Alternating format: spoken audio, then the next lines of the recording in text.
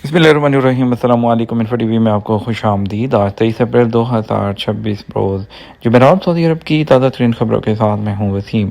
अगर आप भी सऊदी अरब के मुल्क के हैं तो आप इन्फो टीवी को सब्सक्राइब कर लीजिए, बेल आइकन को प्रेस कीजिएगा। आज के न्यूज़ बुलेटिन को मुकम्मल देखिएगा। शुरू करते हैं पहली खबर के साथ। सऊदी और पाकिस्तानी वज़ीर ख़ारजा का रब्ता इलाकाई सूरत हाल पर तबादला ख्याल किया। सऊदी वज़ीर ख़ारजा शहज़ादा फैसल बिन फरहान से पाकिस्तान के नायब वज़ीर आज़म और वज़ीर ख़ारजा इसहाक़ डार ने टेलीफोनिक रब्ता किया। दोनों वज़राए ख़ारजा ने ताज़ा तरीन इलाकाई सूरत हाल पर तबादला ख्याल किया। पायदार अमन और इस्तेहकाम के हसूल के लिए मुज़ाकरात और रवाबत की अहमियत पर जोर दिया। पाकिस्तानी दफ्तर ख़ारजा के मुताबिक सऊदी वज़ीर ख़ारजा ने इस हवाले से पाकिस्तान की मुसलसल कोशिशों के लिए सपोर्ट का अहाता भी किया। अमरीकी नायब सदर के दौरा पाकिस्तान के शेड्यूल में तब्दीली। अमरीकी नायब सदर के दौरा पाकिस्तान के शेड्यूल में तब्दीली पाकिस्तान के लिए मंगल की रवानगी मौखर किए जाने के बाद जेडी वेंस की इस्लामाबाद का नया मुमकिन शेड्यूल सामने आ गया। तफसीलात के मुताबिक सीनियर सहाफ़ी पाकिस्तान के मोहम्मद मालिक की जानब से ARY न्यूज़ से बात करते हुए उन्होंने कहा कि अमरीकी नायब सदर के दोबारा पाकिस्तान उनको रीशेड्यूल किया गया है और अमरीकी ज़राए के मुताबिक अमरीकी सदर अब वो अगले 1 से 2 दिन के अंदर वो पाकिस्तान पहुंच सकते हैं। सऊदी अरब से वापस आने वाला बाप पाकिस्तान में कत्ल कर दिया गया। पाकिस्तान में एक गांव में सऊदी अरब पलट जो बाप है जाफर खान गाती, उसको नवाही चक 101 में रंजिश की बुनियाद पर कत्ल कर दिया गया। मुकदमा दर्ज करके मुलजमान को गिरफ्तार कर लिया गया। वाक़यात के मुताबिक उसी गांव के फ़खर खान गाती सऊदी अरब में मुलाजमत करते हैं। इन दिनों पाकिस्तान छुट्टी पर आए हुए हैं कि उनका बाप जाफर खान गाती और सागिर के दरमियान मामूली बात पर झगड़ा हुआ, जिस पर गुज़श्ता शाम जाफर गादी अपने रिश्तेदारों के घर बैठे थे कि पिस्तौल से मुसल्ला सागिर ज़हूर और तौसीफ आ गए और फायरिंग करके जाफर खान को कत्ल कर दिया। जबकि उसको आगे छुड़ाने के लिए भतीजी और भतीजा आ गया तो मुलज़मों ने फायरिंग करके दोनों को शदीद ज़ख्मी कर दिया। सऊदी विजन 2030 सनती शोबे में ख़वातीन का किरदार नुमाया।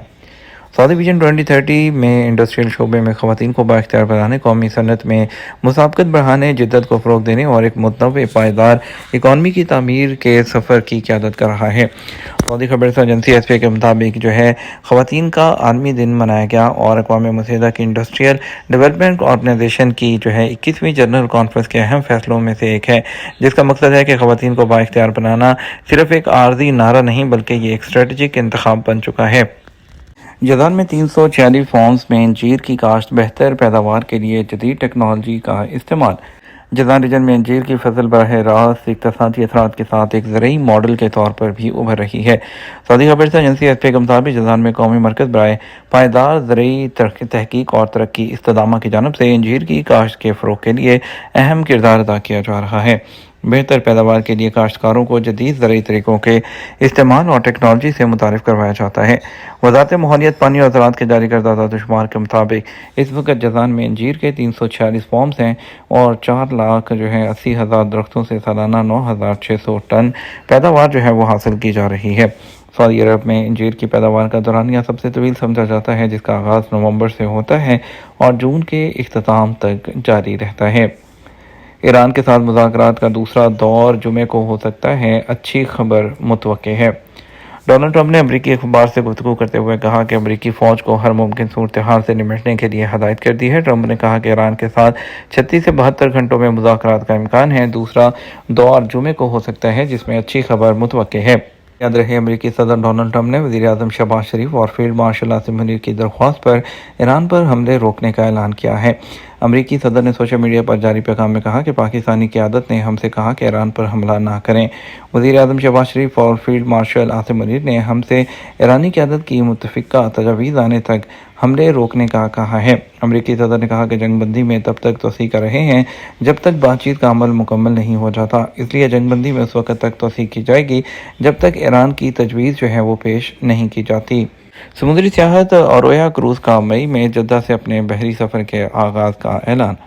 औरोया क्रूज़ मई के महीने से जद्दा के साथ मुत्तसिल बहर अहमर में तफरीही बहरी सफ़र का आगाज़ कर रहा है। सऊदी खबर एजेंसी SPA के मुताबिक انہوں نے کہا ہے کہ جو تفریحی کروز کے شروع ہونے سے سمندری سیاحت کے میدان میں سعودی عرب میں داخلے کے لیے جدہ شہر کی حیثیت مزید مستحکم ہوگی، اس سے ریجن میں بھی اس قسم کی سیاحتی سرگرمیوں کو تقویت حاصل ہوگی۔ رویا کروز کا انتظام کرنے والی کمپنی نے اشارہ دیا ہے کہ اس کا بحری جہاز رویا آج کل جدہ کی جانب سفر پر گامزن ہے، جہاں سے اس کے پہلے سفر کے شیڈول کا اعلان کیا جائے گا۔ توقع ہے کہ رویا کروز کا پہلا سمندری سفر 14 مئی کو شروع ہوگا، جس کے لیے مسافروں کو سفر کے راستے اور ہدایات پر مبنی ڈیٹیلز وہ دی جائے گی۔ سیر کے لیے اس کروز میں سفر کرنے والوں کو 3 سے 5 راتوں کے لیے کئی علاقائی مقامات پر قیام کی جو سہولت ہے وہ پیش کی جائے گی، جس میں سعودی عرب کی اپنی بندرگاہ وہ یمبو اور اس کے علاوہ مصر کے سیاحتی مقام شرم الشیخ اور اردن میں ہاشمی مملکت کی تفریحی منزل عقبہ بھی شامل ہے۔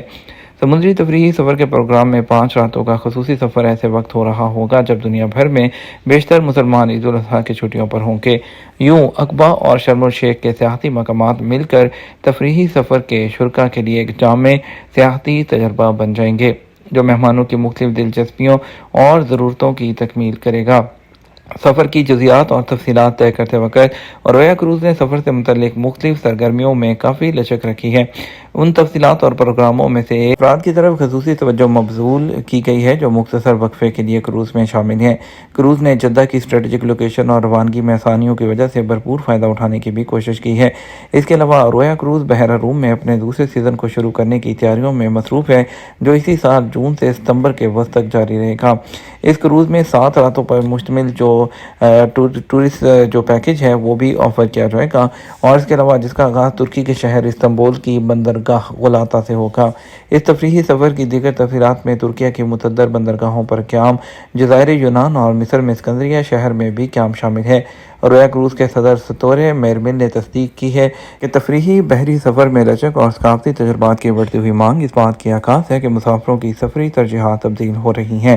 انہوں نے خاص طور پر ذکر کیا ان کی کمپنی عرب ثقافت سے تحریک حاصل کرنے والے جامع تجربات کو مسافروں کے سامنے لانے کے لیے عزم پر کاربند ہے۔ انہوں نے مزید کہا ان تجربات میں مختلف نسلوں کی ضروریات کو سامنے رکھا جائے گا۔ انہوں نے کہا کہ بحر روم کے سفر سے پہلے بحر احمر سے کروز میں شریک ہونے والے مسافروں کو خوش آمدید کہنے کے انتظار میں ہیں۔ سعودی وزیر حج نے مینا کا دورہ کیا، عازمین کو فراہم کی جانے والی جو خدمات ہیں اس کا جائزہ لیا۔ سعودی وزیر حج اور عمرہ ڈاکٹر توفیق بن فوزان الربیہ نے حج تیاریوں کے حوالے سے وادی مینا کی عارضی خیمہ بستی کا دورہ کیا۔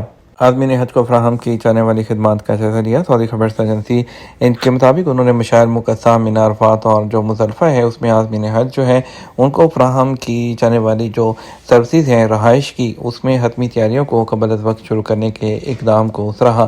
وزیر حج ان کا کہنا تھا کہ اس سے سہولت ہوگی آپریشن میں اور عازمین کو جو بہتر سہولتیں ہیں وہ میسر آئیں گی۔ ڈاکٹر توفیق الربیہ انہوں نے بتایا کہ اس سال پہلی مرتبہ عازمین حج کی جو مشاعر مقصہ ہیں منتقلی کے آپریشن کی نگرانی کے لیے ڈیجیٹل جو سسٹم ہے وہ لانچ کیا گیا ہے، جس سے مشاعر مقصہ آمد اور روانگی کے تمام مراحل بہتر طریقے سے انجام وہ دیے جا سکیں گے۔ سعودی کابینہ نے عازمین حج کی سعودی عرب آمد کا خیر مقدم مثالی سہولتیں فراہم کرنے کی ہدایت کر دی۔ سعودی ولی عہد زادہ محمد بن سلمان نے خادم حرمین شریفین کی جانب سے دنیا بھر سے آنے والے عازمین حج کا خیر مقدم کیا اور ان کی خدمت کے لیے ہر ممکن سہولتیں فراہم کرنے کی ہدایت کی ہے۔ سعودی خبر ایجنسی ایس پی کے مطابق کابینہ کا اجلاس جدہ میں ولی عہد کی زیر صدارت منعقد ہوا۔ اجلاس سے خطاب کرتے ہوئے سعودی ولی عہد نے حج سیزن کو کامیاب بنانے کے لیے تمام صلاحیتیں اور وسائل بروکار لانے مکہ مکرمہ، مدینہ منورہ، مشاعر مقصہ، بری فضائی اور بحری چیک پوسٹوں پر عازمین کو بہترین اور مثالی سہولتیں دینے پر زور دیا۔ ولی عہد نے کابینہ کو چینی صدر سے ٹیلی فون پر رابطے اور سوڈان کے عبوری کونسل کے چیئرمین عبدالفتاح البرہان، پاکستانی وزیر اعظم اور یورپی کونسل صدر سے ہونے والی ملاقات کے بارے میں بھی آگاہ کیا۔ وزیر اطلاعات نے ایس پی کو بتایا کہ اراکین کابینہ نے خطہ کے عالمی درپیش جو چیلنجز ہیں اس پر بھی تبادلہ خیال کیا ہے۔ یہ تمام اب تک کا نیوز بلیٹن۔ مزید اور اہم خبروں کے لیے ہمارا شام 6 بجے کا نیوز بلیٹن دیکھ سکتے ہیں۔ اس کے ساتھ ہمیں اجازت دیجیے۔ آپ کے قیمتی وقت کا شکریہ۔ السلام علیکم۔